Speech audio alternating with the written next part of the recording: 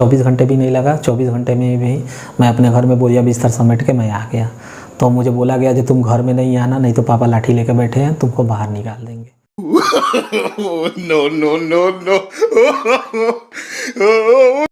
Friends good evening, क्या हाल है आप सभी का। आई होप आप सभी ठीक होंगे। दोस्तों मैं भी ठीक हूँ, मैं बिल्कुल फिट एंड फाइन हूँ। दोस्तों क्या आपने कभी होम सिकनेस का नाम सुना है? सुना ही होगा, होम सिकनेस किसे कहते हैं। तो फ्रेंड्स अगर होम सिकनेस का अगर कोई सबसे बड़ा पेशेंट होगा तो इस दुनिया का सबसे बड़ा पेशेंट मैं खुद को कहलाना पसंद करूँगा, लेकिन कुछ दिनों पहले तक मैं कहना पसंद करूँगा, अब बिल्कुल नहीं पसंद करता। मैं बिल्कुल होम सिकनेस का बिल्कुल पेशेंट नहीं हूँ। मैंने उस डर पे अपना विजय प्राप्त कर लिया है। दोस्तों होम सिकनेस पे कैसे मैंने विजय प्राप्त किया, इस मैं वीडियो के माध्यम से मैं आपको आज मैं बताने जा रहा हूँ।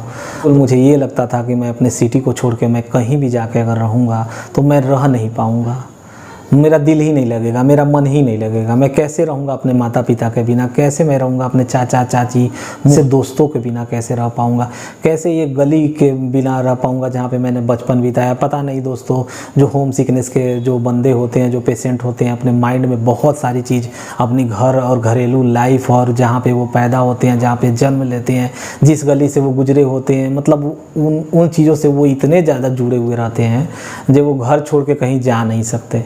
लेकिन दोस्तों आज मुझे देखिए, मैं 1400 किलोमीटर दूर मेरी पोस्टिंग है। अब बिल्कुल मैं इतना खुशी से रहता हूँ इस हालत में। दोस्तों देखिए, मैं यहाँ पे अकेले रहता हूँ, मैं सारा काम खुद से करता हूँ, जैसे आप लोग देख भी रहे होंगे, जैसे इतना मेहनत करता हूँ दोस्तों आप लोग देख रहे होंगे।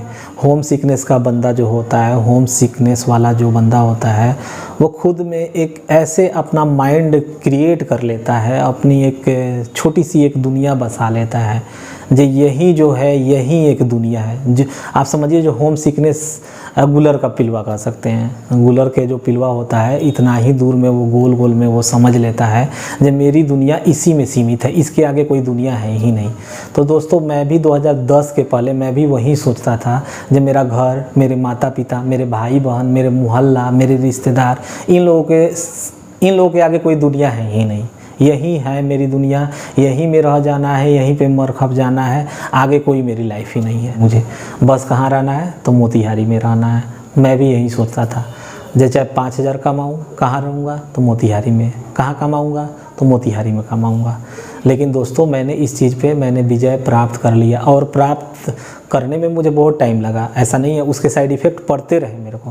प्राप्त तो कर लिया था जब मैंने पटना में पढ़ाई करने घर को छोड़ के गया था, तभी मैंने प्राप्त कर लिया इस चीज़ को, होम सिकनेस पे। लेकिन मैं जॉब में ज्वाइन करने के बाद भी फिर से मेरा नया वो होम सिकनेस का प्रॉब्लम क्रिएट होने लगा। लेकिन फिर भी दोस्तों मैंने टाइम के साथ इस चीज़ पे भी मैंने विजय प्राप्त कर लिया। दोस्तों मैं पहले 2010 की पहले मैं आप लोगों को थोड़ी सी बात बताऊं। दोस्तों लाइफ की सबसे बड़ी अगर अनमोल कीमती चीज़ होती है तो हमारे माता पिता, और हम अपने माता पिता के आंखों में आंसू कभी देख ही नहीं सकते हैं। चाहे जो हो जाए, अगर माता पिता के आंख में अगर थोड़ा सा भी आंसू आ जाता है तो लगता है जो हमारा जीना ही बेकार है। फ्रेंड्स उस समय 2010 की मैं बात कर रहा हूँ, उस समय शिक्षा मित्र की नौकरी हमारे बिहार में बहुत ज़ोरों शोरों से नीतीश कुमार के सरकार में चल रही थी। तो उसी में मेरा ये सबसे अच्छा ऑप्शन था मेरे जैसे आदमी के लिए, मोतिहारी में सेटल होने के लिए। जो चलो ठीक है, पढ़ाई लिखाई कर लिया, तब मोतिहारी में ही अगर शिक्षा मित्र की नौकरी हो जाती है तो मैं इसमें सेटल। उसके बाद मैंने क्या किया, मैंने इधर उधर से फॉर्म मैंने अप्लाई किया शिक्षा मित्र के लिए। मैंने अपने गाँव से जो है वहाँ से भी मैंने अप्लाई किया। मेरे पापा को भी बहुत ज़्यादा ये रहता था जे मेरा छोटा बच्चा किसी तरह मेरा सेटल हो जाए, और मुझे बस ये रहता था, बाप रे मुझे तो जाना ही नहीं है, मोतिहारी को छोड़ के मुझे जाना ही नहीं है, चाहे जो हो जाए, इसके लिए चाहे जो हो जाए। तो फ्रेंड्स जब शिक्षा मित्र का जब नौकरी में कुछ टर्न किया, जिसकी वजह से मेरा शिक्षा मित्र में नौकरी होने के बावजूद, मतलब मीन्स मेरा ज्वाइनिंग लेटर मिलने वाला था, लेकिन कुछ ऐसे टर्न ट्विस्ट बने जिसकी वजह से मेरी वो नौकरी कहीं और रिप्लेस हो गई। तो फ्रेंड्स उस समय में मेरे पापा को ये बहुत बड़ा धक्का लगा था, मेरे फादर को बहुत बड़ा धक्का लगा था। वो बहुत दुखी हो गए थे, और मैंने देखा वो बेड पे सोए थे तो उनकी देखा जे पापा शायद रो रहे हैं, मुझे ऐसे फील हुआ जो पापा रो रहे हैं। तो फ्रेंड्स जैसे कि आप समझ सकते हैं, जिनको होम सिकनेस, उसके बाद होम सिकनेस मीन्स माता पिता से बहुत प्यार होगा और ज़्यादा था। तो होम सिकनेस का मतलब ये होता है कि आपको सबसे ज़्यादा किससे प्यार होगा तो आपके घर के मेंबर से। तो घर के मेंबर से प्यार होगा तो माता पिता से तो बहुत ज़्यादा प्यार होगा। मैंने अपने पापा के आँख में आंसू देखा तो बिल्कुल मैं तो बहुत ज़्यादा टेंशन में पड़ गया। अरे मेरी वजह से कैसे मेरे पिताजी रो सकते हैं, पिताजी कैसे आंसू बहा सकते हैं, इतना मैं कायर हूँ। सच में मैंने कैसी अपनी दुनिया बसा ली है, मैं जिसकी वजह से मेरे फादर आज इस हालत में आ गए हैं कि उन्होंने सर पकड़ के बिस्तर पकड़ लिए हैं। क्या सच में मैं सेटल नहीं हो पाऊँगा क्या? सब चीज़ देख सकते हैं हम लोग, लेकिन पेरेंट्स के आंख में आंसू नहीं देख सकते हैं। तो उस दिन पहली बार मैंने अपने पेरेंट्स के आंख में आंसू देखा था। जो वो आंसू किसके लिए था? तो वो मेरे लिए। फिर मैंने सोचा ये तो मेरे लिए रो रहे हैं, मतलब मैं इतना बुरा हूँ जो मैं अपने पापा माता पिता को मैं खुश नहीं रख सकता। उसके बाद दोस्तों मैंने प्रण कर लिया जो अब की बार मैं पटना जाऊँगा, अगले दिन ही जाऊँगा। अगर पटना जाऊँगा, अगर वहाँ पे नहीं रहा तो वहीं पे गंगा नदी में कूद के अपनी जान दे दूँ। इस बार मैं बस में बैठ गया, अगले दिन ही पूरा बोरिया बिस्तर समेट के मैं बिल्कुल पटना जाने लगा। पापा मैं जाऊँगा पटना, मुझे भेजो। उसके बाद मैं पटना गया और गंगा नदी जैसे आया तो मैंने एक प्रण किया था। मैंने बोला हे गंगा मैया, अगर तुम यहाँ पे नहीं रखोगी मुझे, अगर सही से मुझे यहाँ पे मेरा मन और दिल नहीं लगेगा, यहाँ पे मेरा मन दिल लगा देना, नहीं तो यहीं पे आके तुम्हारे नदी में कूद के, इसी गंगा नदी में कूद के मैं जान दे दूँगा। दोस्तों लेकिन इस बार मेरा प्रण बिल्कुल अडिग था। मैं गया 7 से 8 दिन तक मैं बिल्कुल अब की बार टिक गया। ऐसा नहीं है जो 24 घंटे में भागना, 7 से 8 दिन। लेकिन मेरा मन बहुत घबरा है, मैं करूँ तो करूँ क्या करूँ, मुझे भाग जाना चाहिए। लेकिन 7 से 8 दिन तक दोस्तों। उसके बाद मेरे भाई साहब, ऐसा था कि उस समय भाई साहब भी पटना में पढ़ाई करते थे। वो सीए की पढ़ाई छोड़ के वो पटना में बैंकिंग का प्रिपरेशन करने के लिए वो चले आए थे। तो इस समय सबसे बड़ा एक प्लस पॉइंट था जब मेरे भाई साहब वहाँ पर रहते थे। भाई साहब के रहने के बावजूद भी मैं अपने शहर, गली मोहल्ला, बचपन के दोस्त यार, रिश्तेदार, माता पिता, इन सब से इतना ज़्यादा क्लोज था कि भाई के रहने के बावजूद भी मैं सोचता था कि मैं भाग जाऊँ। 7 दिन के बाद फिर मैं घर चला आया। तो मेरे पापा बोलते ये 7 दिन में फिर चला आया। फिर मैंने बोला जो कोई बात नहीं पापा, धीरे धीरे करके मैं अपने मन को वहाँ पे सेटल कर लूँगा।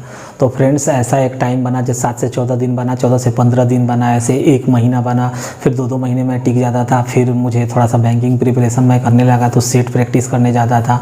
वहाँ पे एक भानु कोचिंग, आपने नाम सुना होगा। सबसे पहले मैंने भानु कोचिंग जो अशोक राजपथ में पड़ता है, जो भानु कोचिंग का आपने नाम चुटकुला वगैरह में सुना होगा, उसी भानु कोचिंग में मैं सेट प्रैक्टिस करने के लिए जाता था। तो उस समय दोस्तों धीरे धीरे मज़ा आने लगा पढ़ाई में, एक मज़ा आने लगा सेट प्रैक्टिस। मतलब उस समय बैंकिंग के पढ़ाई का इतना ज़्यादा स्टूडेंट में क्रेज था। उस समय वैकेंसी भी बहुत आती थी। 2011, 12, 13 की बात मैं कर रहा हूँ, बहुत ज़्यादा वैकेंसी आती थी। तो मैं वहीं पर पढ़ाई करने लगा दोस्तों। मैं टिक गया। उसके बाद 2010 में 11 में मेरा SBI में रिजल्ट आया। मैंने इंटरव्यू भी दिया, मेरा उसमें फाइनल नहीं हो पाया। फिर 2011 का IBPS में मैंने क्वालिफाई किया, उसमें PNB ने मुझे बुलाया, लेकिन मेरा उसमें भी फिर नहीं हो पाया। फिर 2012 IBPS 2 के माध्यम से मेरा अलॉटमेंट इलाहाबाद बैंक में हो गया। उसके बाद मैं इलाहाबाद बैंक में मैंने ज्वाइन कर लिया। उसके बाद आगे की जर्नी मैं बताऊंगा दोस्तों। और सबसे बड़ी चीज़ दोस्तों, मैं बैंकिंग के लिए मैंने कैसे पढ़ाई की, कितनी मेहनत की, कैसा वो मेरा जर्नी रहा 10 से 12 के बीच में, मेरा वो जर्नी मैं आप सबसे शेयर करूंगा। ये तो मैं आज तो मैं शुरू कर रहा हूँ, होम सिकनेस से मैंने स्टार्ट कर किया है। लेकिन लाइफ में मुझे पटना आने के बाद मुझे कितना स्ट्रगल करना पड़ा पढ़ाई के लिए, और पढ़ाई मैंने कैसे कैसे कंप्लीट किया, और कैसे आज मैं इस पोस्ट पे मैं आया हूँ। एक क्लरिकल से मैंने ज्वाइन किया, उसके बाद आज मैं असिस्टेंट मैनेजर हूँ इंडियन बैंक में, क्योंकि हमारा बैंक मर्ज हो चुका है फ्रेंड्स। तो अभी मैं इंडियन बैंक का एम्प्लॉय हूँ। तो फ्रेंड्स आगे की वीडियो में वीडियो का आप लोग वेट कीजिए, आगे की वीडियो और मोटिवेशनल वीडियो आने वाली है। तो जब भी वीकेंड आएगा दोस्तों, तो डेली ब्लॉगिंग छोड़ के मैं थोड़ा सा आप लोगों को मैं अपने लाइफ की जर्नी का अनुभव आप सबसे शेयर करूँगा।